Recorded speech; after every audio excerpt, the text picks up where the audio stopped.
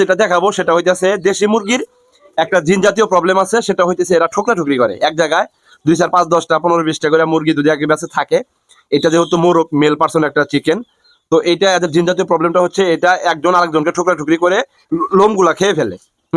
এই প্রবলেম যাদের আছে তাদেরকে আমি বলবো যে বাচ্চার বয়স আপনার 12 থেকে 15 দিন বয়স হবার পর থেকে শুরু করে এদের কন্টিনিউয়াসলি একটা নিয়ম অনুসারে এদের এই যে ঠোঁটটা আছে, হ্যাঁ, এই যে ঠোঁটটা আছে, ঠোঁটটা কেটে দিতে হয়। তো এই কাটাটা কিভাবে কাটি আমি এবং এটা কিভাবে কোন প্রসেসে, দেখেন এত বড় হয়ে গেছে মাশাআল্লাহ, এদের কিন্তু ক্লাসিকতা একটা কালার এখানে দেখতে পারতেছেন। তো আমি যেভাবে কাটি সেটা আপনাদেরকে দেখাবো।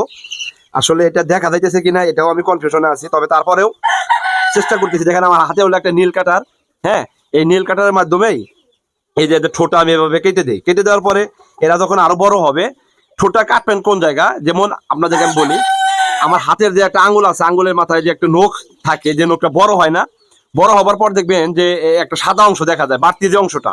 সেমলি মোরগ মুরগির ক্ষেত্রে দেখবেন ঠোঁটের মাথায় বাড়তি অংশ দেখা যায়, যেখানে ব্লাডের কোনো কালেকশন নাই। আমরা যেরকম নখগুলা কেটে থাকি নীল কাটার দিয়ে, সেমলি প্রসেসে এদের যে ঠোঁটের মাথায় যে সাদা অংশটা, মানে ফাঁকা যে অংশটা থাকে, যেখানে ব্লাডের কোনো সংযোগ নাই, সেই পরিমাণ জায়গাটা আপনার কেটে দেওয়ার চেষ্টা করবেন। তাতে করে এদের ঠোকরা ঠুকরি করার যে একটা জেনেটিক্যালি একটা সিমটম, সেটা থেকে তারা নিরাময় থাকবে। এবং এরকম করে কিন্তু একটা মাল্টিপল একটা কালার কিন্তু দেশি মুরগিতে থাকবে। এটা হলো ঘরোয়াভাবে এবং ঘরের ভিতরে অথবা খাঁচার ভিতরে মুরগি পালন করার একটা সুবর্ণ একটা সুযোগ বা সুবর্ণ একটা নিয়ম, সেটাই আপনাদেরকে দেখাই দিচ্ছি। দেখেন এরা যেহেতু অনেকদিন আগে কাইটা দিছি, আবার পুনরায় কাটতেছি, এরা অলরেডি আবার ঠুকরা ঠুকরি করা শুরু করছে, যার কারণে আবার আমি কাইটা দিতেছি যে বাড়তি যে অংশটা হয়েছে, যাতে করে তারা ঠোকর দিলে এখানে তারা একটা পেইন পায়। পেইন পাওয়ার পরে যাতে অন্য মোরগের উপর যাতে এরা আক্রমণটা না করতে পারে, এটা খুব সেন্সিটিভলি কাটার চেষ্টা করবেন। কারণ যেখানে ব্লাডের কালেকশন আছে সেই জায়গায় যদি আপনি কাইটা দেন, তাহলে কিন্তু দেখা যাবে যে ওদের অনেক ব্লিডিং হবে, মানে ব্লিডিং হবে, অনেক রক্ত পড়বে।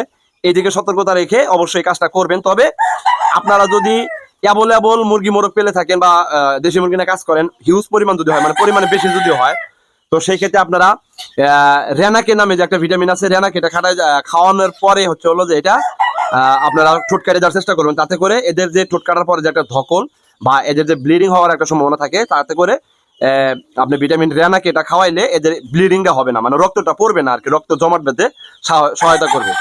আর আরেকটা বিষয় আপনাদেরকে ভিডিও দেখানোর জন্য এটা দেখাইতেছি, তো আপনারা চেষ্টা করবেন সন্ধ্যার পরে ঠোঁটটা কাটার জন্য। তাতে করে কি হবে, এই মুরগিটা যখন ঠোঁট কাটা হয় এখানে একটা ব্যথার অনুভব হয়।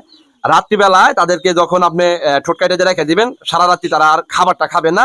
খাবার খাওয়ার জন্য যে তারা মানে আঘাতটা করে, যে প্রসেসটা অনুসরণ করে, তাতে করে তারা ব্যথা পাবে না এবং কি ব্লিডিংটাও হবে না। এই দিক সেন্সিটিভিটি রেখে আপনারা এটা করার চেষ্টা করবেন। সারা রাত্রি পার হওয়ার পর দেখবেন এটা একটু শুকিয়ে যাবে, তখন তারা আবার ন্যাচারালি সকালবেলা থেকে খাবার খাওয়া শুরু করবে।